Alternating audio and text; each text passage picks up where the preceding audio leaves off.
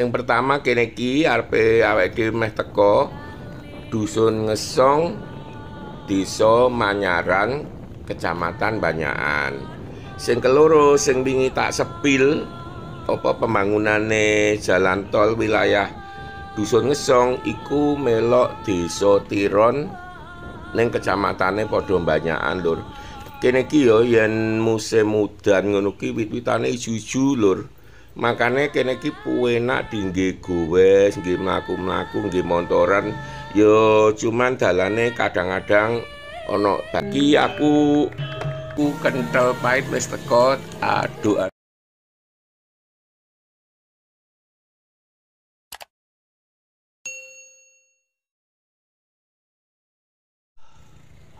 Assalamualaikum warahmatullahi wabarakatuh.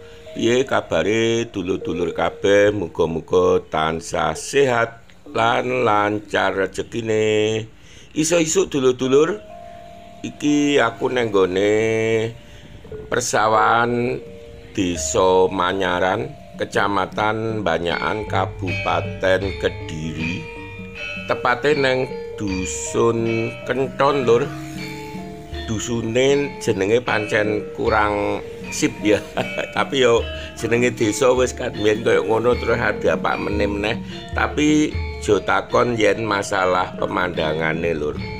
Persawahan kene iki terus koyok-koyok ben taun kuwi pari, Lur. Ora ana late. Malah iso ping pindho ping telu, Lur. Dina iki dulur-dulur tak jak neng gone salah siji dusun saka Desa Manyaran iki kang paling pelosok, Lur. Bener-bener wis mepet gunung. Panggonane asri, wit-witan sing grumbul. Lah jarake saka kene lumayan ana pirang-pirang kilo ngono, sekitar 3 kilo atau 4 kilo, Lur. Mlebu liwat sawah-sawah ana perkampungan titik ngono. Terus sing unik maneh neng dusun sing arep diparani awake dhewe kuwi akeh masyarakat utawa dulure awake dhewe kang agamane Katolik alias non muslim, Lur. Kaya apa kondisine dulur-dulur, muga-muga tetep ditonton iki sampai tutup. Terus kanggo dulur-dulur sing gung subscribe aja lali tekan tombol subscribe, Lur. Iki desa krajan, Desa Manyaran. Engko bali desane tak sepil, Lur. Lagi, Lur, ana pager putih iki bali Desa Manyaran, Kecamatan Banyakan, Kabupaten Kediri, Jawa Timur. Jadi Kediri saiki lagi marak pembangunane, bubar Bandara Ndoho. Lagi mlebu, Lur, bubar Bandara Ndoho Kediri, lanjut pembangunan jalan tol Kediri Tulungagung. Lah sing lagi dibangun iki jalan tol akses masuk Bandara Ndoho sepanjang kurang luwih 6 kilo, Lur, 6 kilometer. Kilo radius mulai mlebu dalan cilik ning aja kuwatir yang nen Kediri sanajana cilik, sanajana kuwi arupa persawahan tegalan rata-rata wis diaspal lan yen ora biasane dipaving, Lur. Kaya wilayah ereng-ereng Gunung Wilis liyane sisih etan niku didominasi wit-witan pelem, Lur. Makane wilayah Kecamatan Banyakan, Kabupaten Kediri iku dadi salah siji sentra mangga podang gunung. Cuman saiki rong usum, Lur, engko sekitar bulan Agustus September berberan, Lur. Ada, lho. Kok ono proyek, Lur? Aku panen suwi banget ora liwat kene, Lur, berbulan-bulan. Lah dalah ternyata kene yo kena dampak, yo ora dampak pancen iki kena proyek jalan tol Kediri Tulungagung akses bandara, Lur. Alah suwi rarene lagi ngerti. Lah neng video sak durunge iki bab jalan tol Kediri Tulungagung iki ora katut lur. Aku ora ngira yen daerah kene iki daerah Dusun Ngesong lur. Desa Manyaran Kabupaten Kediri yang kecamatannya Banyakan. Malah koyok wis enek dalane lur. Astagfirullahaladzim.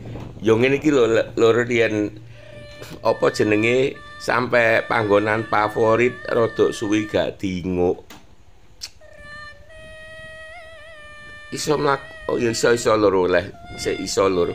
Soale pancen bar apa bulak iki isih ana rong dukuhan lur. Yaiku dukuh utawa Dusun Ngesong. Terus sing paling pok-pokan, paling adoh kuwi jenenge dusun utawa dukuh Sumber Bentis lur. Sana lur dalane ayo disepil titik. Ki lur salah siji akses. Oh iya, lah kok kene engko bakal tembus nang gone Putat Kasihan. Walah, yo ngene iki lur. Makane aku kadang-kadang jenenge mblakrak ya kudu lelek gak cukup ngene iki kan ya lucu. Bab jalan tol Kediri Tulungagung kuwi kan wis tak unggah. Tiba sing iki malah durung iki lho. Ora ngerti lho, aku ora ngira yen apa jenenge di Dusun Ngesong iki bakal kena dampak. Tak pikir Ngesong sing cedhake Tiron. Dusun Ngesong Desa Tiron. Dadi nang kene iki ana loro dusun Ngesong. Sing pertama kene iki arepe awake dhewe meh teko Dusun Ngesong Desa Manyaran Kecamatan Banyakan. Sing keloro sing wingi tak sepil apa pembangunane jalan tol wilayah Dusun Ngesong iku melok Desa Tiron ning kecamatane padha Banyakan lur. Kene iki yo yen musim udan ngono ki wit-witane ijo-ijo lur. Makane kene iki puenak dingge gowes, nggih mlaku-mlaku, nggih montoran. Yo cuman dalane kadang-kadang ana bagian sing rusak titik-titik lur. Pancene dalan desa nanging ya tetep kanggo ukuran desa nurutku iki wis luwih saka cukup lur. Ki lur awake wis mulai masuk Dusun Ngesong. Koyok ngene iki lur, antara wit-witan karo omah-omahan akeh wite. Dadi puenak banget yen nang kene. Ki pertigaan kang cukup apa ya nyenengake kanggeku yen nganan iku engko pokoke ya tetep liwat dusun-dusun lur terus akhirnya tembus Desa Tiron lur. Lah yen dusun Sumber Bentis iku sing simpang kiri iki lur. Dadi dusun Manyaran ki adohe kaya ngono kuwi lur, mulai awake dhewe setat mau nang dusun Kenton sampai pokokane perdusunan iki lur. Enak lur manggon kene, jan udarane mesti bebas polusi. Terus ngarep kuwi rada rame-rame kuwi ana SD Manyaran 4 lur. Ketok bocah-bocah lagi diterke wong tuane utawa enek sing numpak motor dhewe lur mang tak sawang. Lagi lur padha jajan. Kanan iki lur SD Manyaran 4. Ki SD terakhir neng Desa Manyaran, dadi enek SD Manyaran 1 neng kerajane mau cedhak bali desa. Terus Manyaran 2 sisih ndi ya kok lali. Terus sing nek Kenton iku SD Manyaran 3, lagi SD Manyaran 4. Lah nek desa biasane masuke ora isu-isu nemen lho, sekolah niki jam 7 punjul asline. cek urung masuk. Pokok gurune rong teko rong masuk, Lur.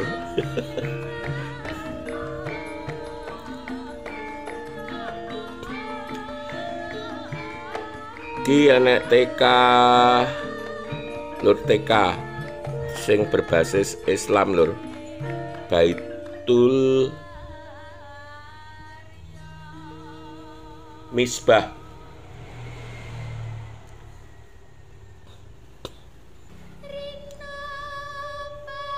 Wit-witane gede-gede campur antarane wit pelem karo wit-witan liyane, Lur.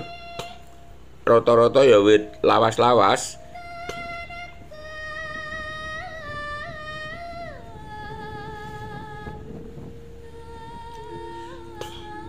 Nyenengke banget. Dadi Notok Duk iku wis alas terus Gunung Klothok sing puncake ketok kan, Lur. Lah.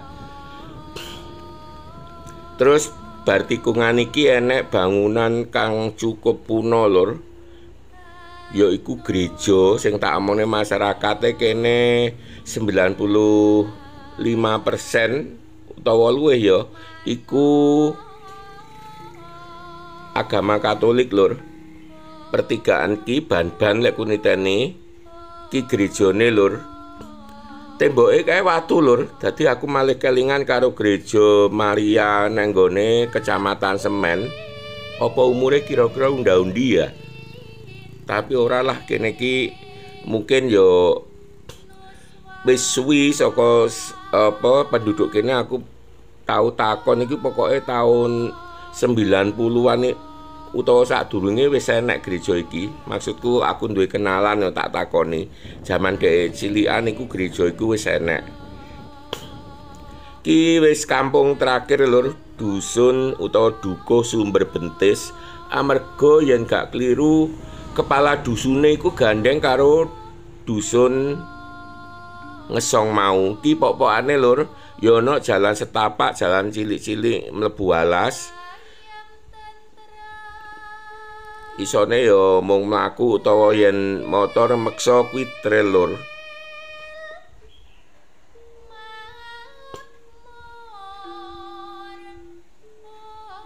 Lagi dalan setapak. Ki, Lur, pok-pokane lagi aku wis balik nang gone pertigaan gereja mau, arepe tak jak nang bagian liyane, Lur. Arepe kuwi lho goleki dalan mang kuwi asline nang ndi, dalan tol sing akses bandara mau lho. Ki se dusun Sumber Bentis, Lur.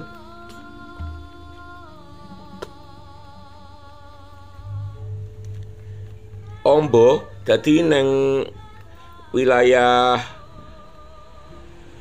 apa pinggir gunung ngono kuwi jenenge dusun kuwi ombone ya padha karo desa yen nang kutha. Lah, Sumber Bentis kuwi malah luwih cilik timbang dusun. Iya bener, luwih cilik timbang dusun. Jare koncoku iku malah perdukuan. Dadi ngisore dusun. Lah, kepala dusune padha karo dusun Ngesong mau. Ki wis ganti jalan paving, Lur. Ya kaya ngene iki sanajan omahe jarake ado-ado tetep jalane minimal aspal utawa paving, Lur. Yen gak ngono cor. Iku sering tak amati, Lur. Lagi wis jane nganan kae kene, tapi tak amati ki aku ya wis tau liwat, tapi waktu kuwi aku gawe motor Mega Pro, Lur. Dadi penak. Wah, sekitar 100 meter, 200 meter ki dalane wangel, Lur. Mungkin tembusane lah kuwi, Lur, ngarep kuwi. Cuman gak mungkin, Lur, pokoke. Ki aku apa jenenge balik wae. Ro ngopi soalnya yo an. Ki, Lur, gerejane mau tak sepil. Sadurunge aku arepe balik nang warung kopi sik, Lur. Cedake SD mau warunge kopi engko. Ki, Lur, warunge kopi, Lur. Bu, kopi, Bu. Kopi reng pahit, gulane pucuk sendok. Pucuk sendok teh lho sanes pucuk sendokan. Pak nyun sewu nggih.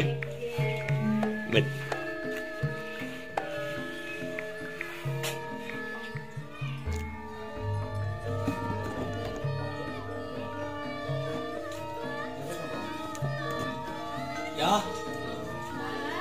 Ada cuma ditakok ini berputas ini ya.